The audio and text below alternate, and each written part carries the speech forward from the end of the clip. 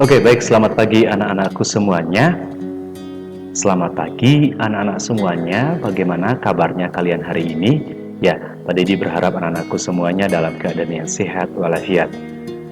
Anak-anak, hari ini kita akan melanjutkan pembelajaran kita, pelajaran tematik, tema 1, subtema 3, muatan pelajaran PPKN. Baik anak-anak, hari ini kita akan kembali mendalami materi yang telah Pak Didi jelaskan sebelumnya, namun hari ini Pak Didi ingin menegaskan kembali kepada anak-anak semuanya berkaitan dengan kerjasama. Apa itu kerjasama? Kerjasama merupakan pekerjaan yang dilakukan dua orang atau lebih dengan melibatkan interaksi, bekerja bersama sampai terwujud tujuan bersama. Jadi di dalam kerjasama itu dilakukan oleh dua orang atau lebih dengan melibatkan interaksi atau dialog. Jadi ada dialog yang dibangun di sana sehingga dapat mewujudkan tujuan yang disepakati bersama-sama. Maka kerjasama dapat kita temui di dalam kehidupan masyarakat dengan berbagai ragam atau jenis. Mulai dari lingkungan sekolah, masyarakat, hingga antar negara dari berbagai belahan dunia. Itu kerjasama yang dapat kita temukan. Kemudian, manfaat kerjasama. Yang pertama, akan tercipta rasa persaudaraan yang lebih erat.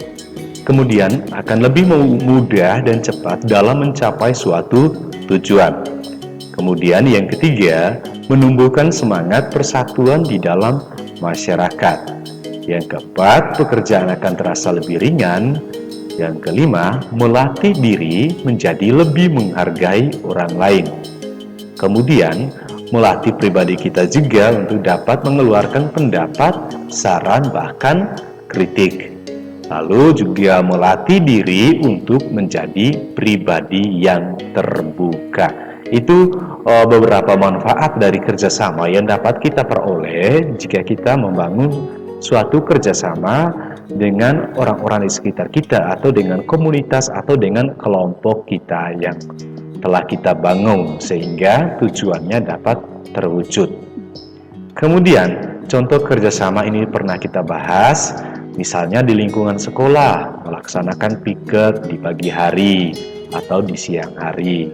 Lalu ketika ada teman yang mengalami masalah atau bencana atau sakit, kita memberikan sumbangan. Lalu kemudian di sekolah misalnya kita sering sekali di dalam kelas oleh Bapak Ibu Guru untuk meminta kita untuk belajar kelompok atau berdiskusi berkelompok. Nah, kemudian di lingkungan rumah misalnya kita sering kali dengan keluarga, orang tua di rumah, kita selalu membersihkan rumah secara bersama-sama. Membersihkan halaman sekitar rumah juga secara bersama-sama. Kita juga sepakat untuk sama-sama menghemat energi, misalnya mematikan lampu di pagi hari. Kemudian di lingkungan masyarakat juga sering kita temui ada kerja bakti, misalnya setiap hari Minggu atau siskamling di malam hari untuk menjaga keamanan lingkungan. Lalu ada gotong royong jika ada tetangga atau sesama yang mengalami masalah, kita secara spontan akan terlibat bergotong royong membantu tetangga kita. Kemudian, untuk kerjasama di lingkungan sekolah, misalnya kegiatan piket kelas, itu sebagai perwujudan kebersamaan dalam menjaga kebersihan dan keindahan kelas. Nah, ini tujuan dari kerjasama di lingkungan sekolah seperti piket kelas tadi.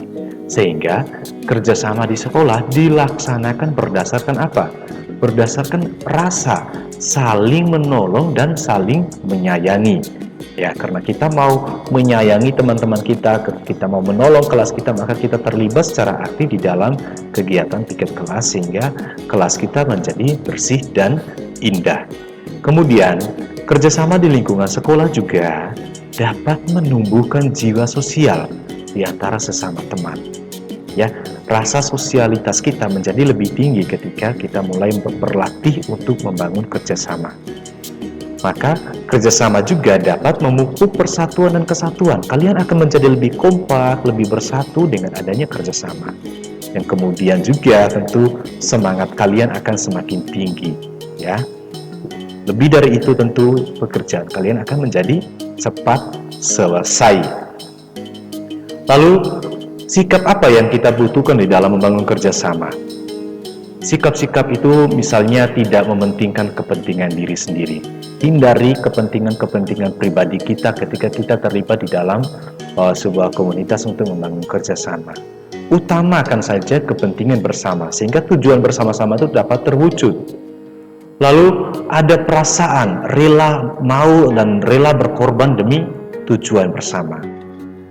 Kita juga harus terbuka antara satu dengan yang lain. Misalnya untuk mewujudkan tujuan kita harus memberikan pendapat, memberikan saran, bahkan kritik. Itu sikap kita yang harus kita wujudkan.